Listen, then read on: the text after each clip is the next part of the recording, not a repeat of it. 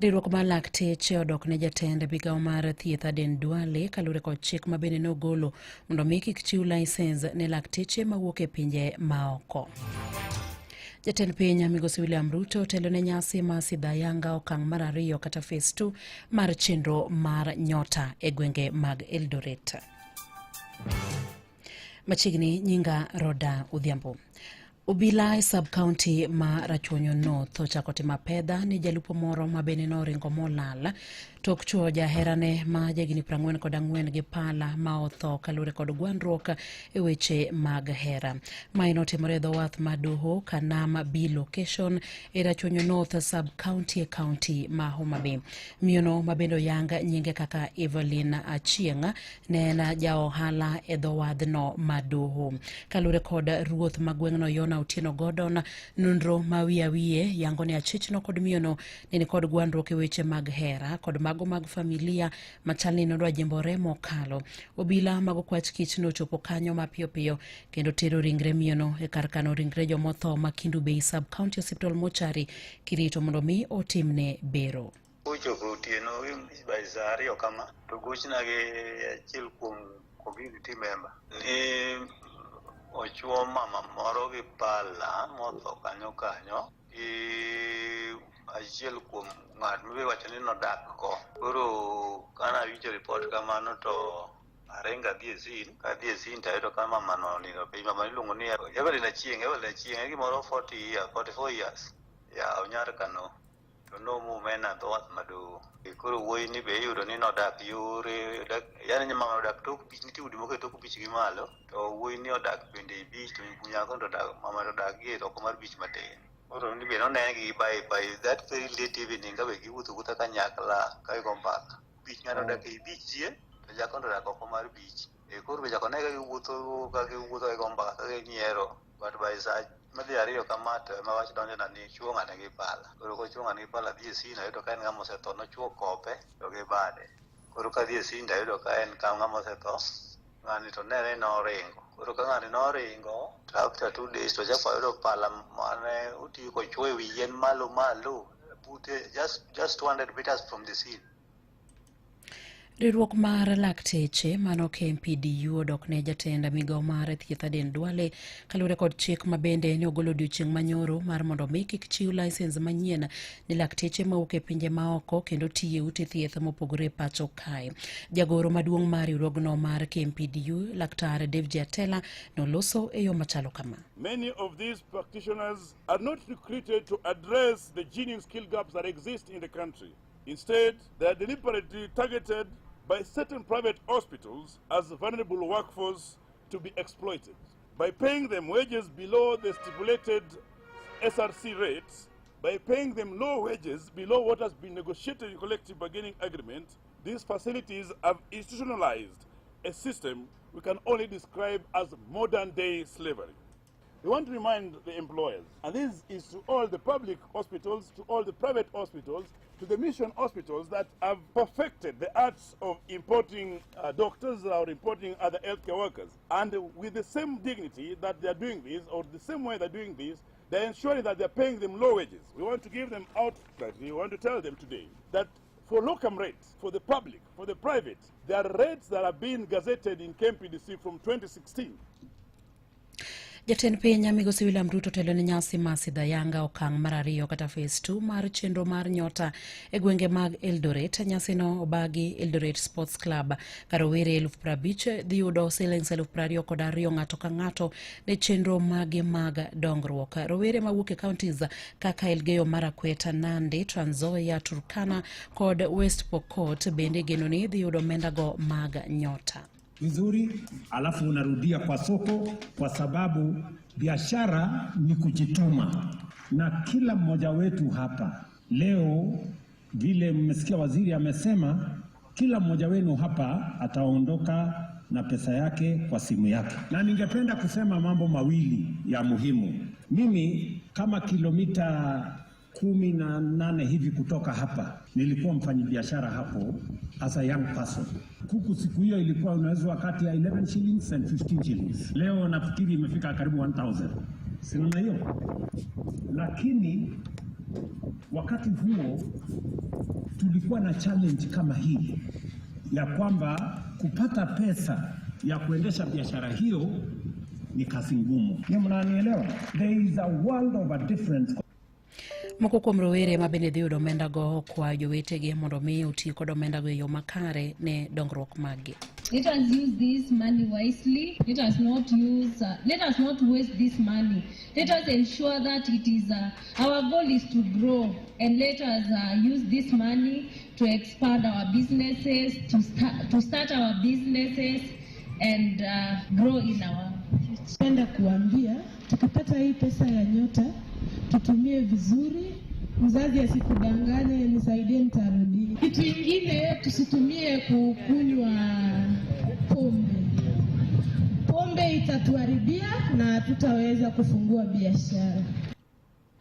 Kwa machielo ni gavana mar kaunti ma Trans Nzoia George Natembeya ema bende wachore ni kod mbi mamalo kaka jasiasa e gwenge mag imbo mar piny Kenya kata Western Kenya.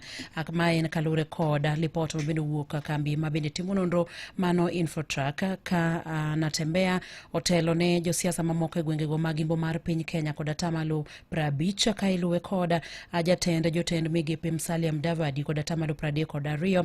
Senator mar kaunti ma Nairobi Edwin Sifuna kod atamalo 31, Speaker mar od bura mamalo Moses Wetangula kod atamalo 29 ka jatend migao mar riwruoge mag Saga Wycliffe Oparanya kanyakla kod Eugene Wamalwa ni kod atamalo 14 kod atamalo 13.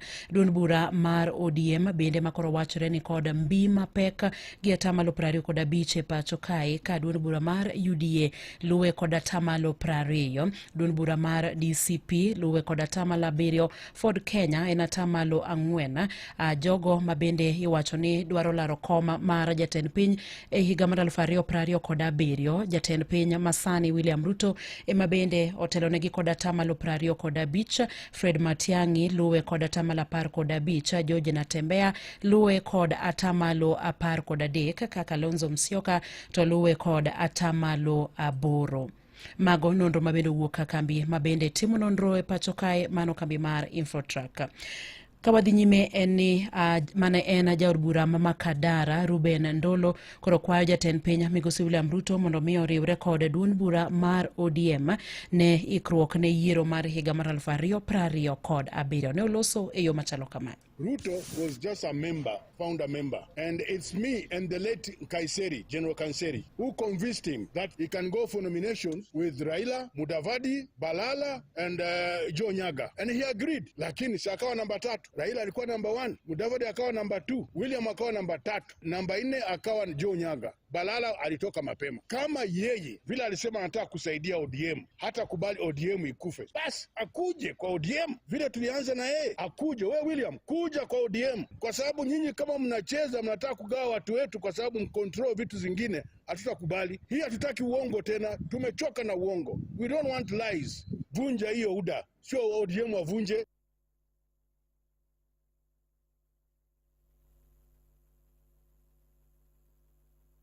Imedo winjo weche manyien gi Roda Odhiambo.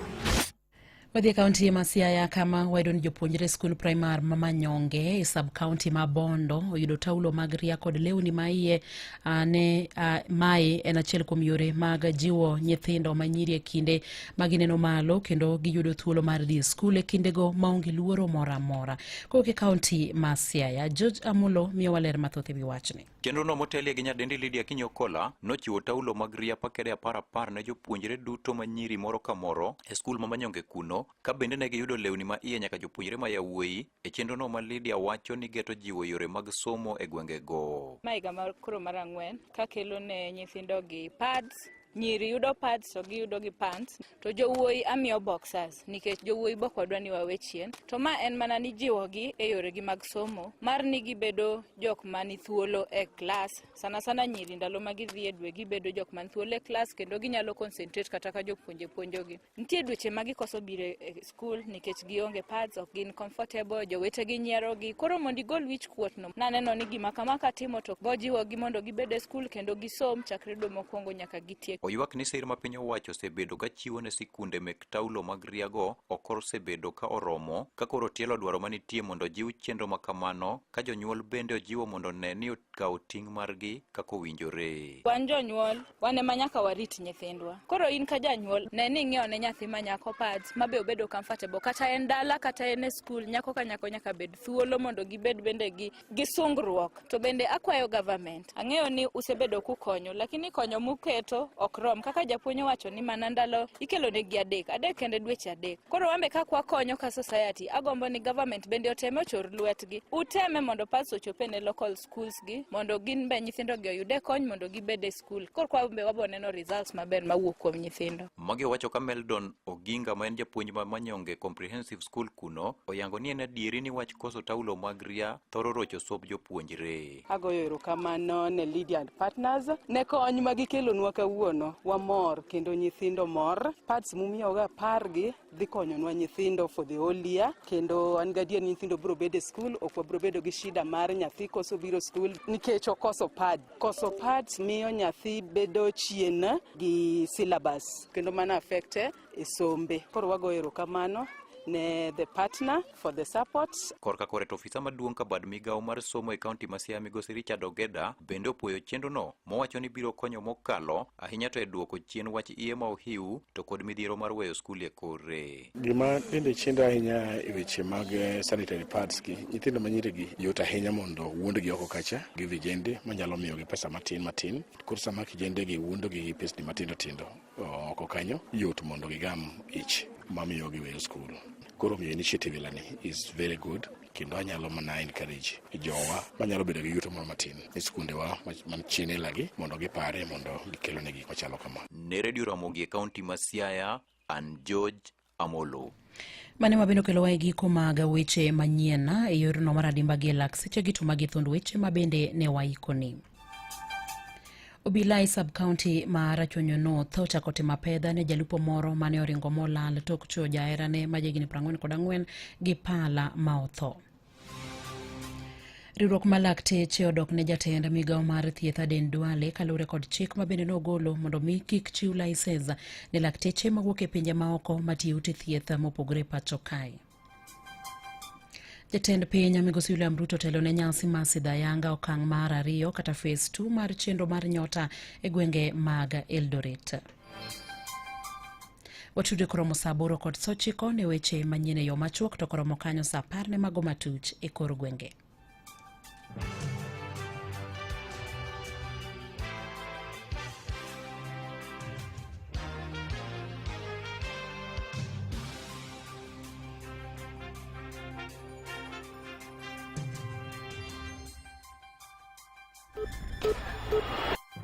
Mago ne weche manyien e Radio Ramogi kano kelli gi Coop Bank. Chul school fees e yo mayot kitiyo gi M-Pesa Paybill 4002222. Be idwaro omenda mar loyo dwachi e yo mapiyo? Yud hola mar mobile loan sano kidiyo *667#. Coop app kata Year app michiwo nyaka siling milion 1 ne customers maloko hala kod $500,000 ne customers mondiki. Yud ber kitimo shopping gi Coop ATM card mari kod yudo Coop Pay Prepay card ne nyathini. Keto omenda kitiyo gi Monet mami nyalo ng'eyo kaka itiyo go omendani. Ober kendo en kod arita makare. Coop Bank, we are you.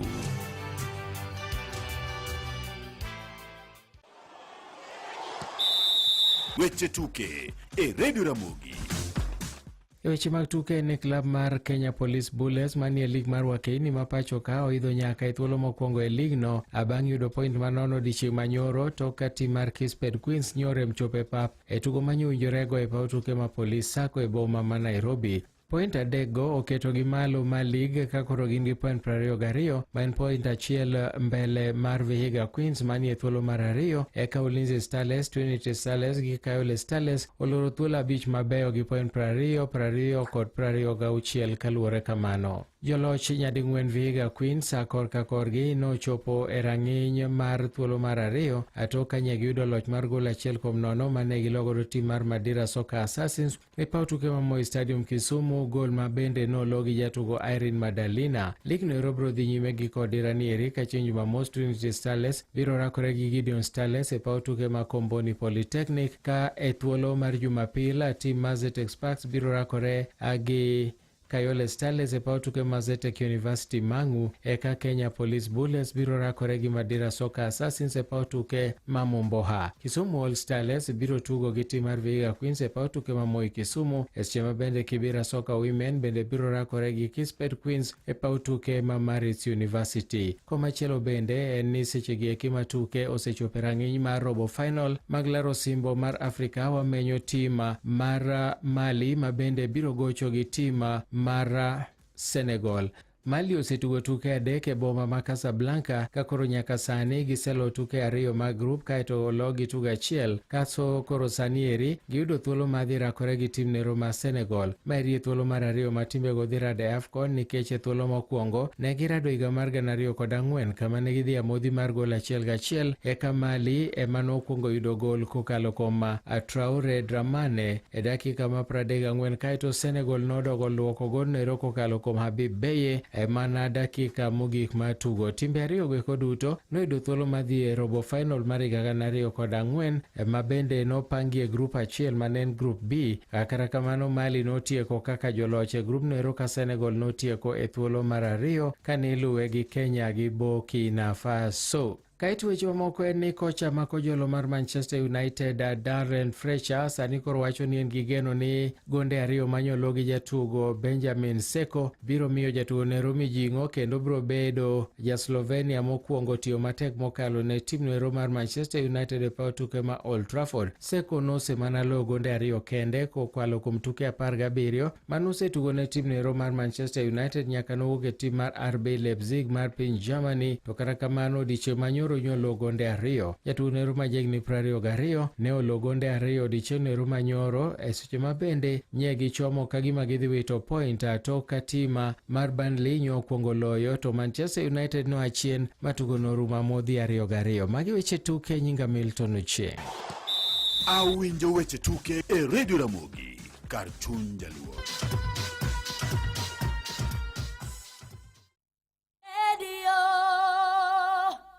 Radio Ramogi, kar chuny jaluo. Saina birio kalo dakika 18 tiende ni thuolo na mar bede studio sirumo kato rumo kikisudi Lydia Koth Nyalego gang dwata yie chendo mar Donse kanya sach kori timorita kiny watudre ok kiny watudre sa 12 wang'e mar odhiambo makawone Ramogi TV adhikelo ni chendo mar penja laktar bed godi chieng' maber mana gi nyakalondo mari mar Ramogi ka okadwa ni wiyo wil ni juma mokwongo e hik 2026 oserumo. Chal kodi nade, chal koda nade. Kata kamano watema kikwa ul bende kikwa jogi.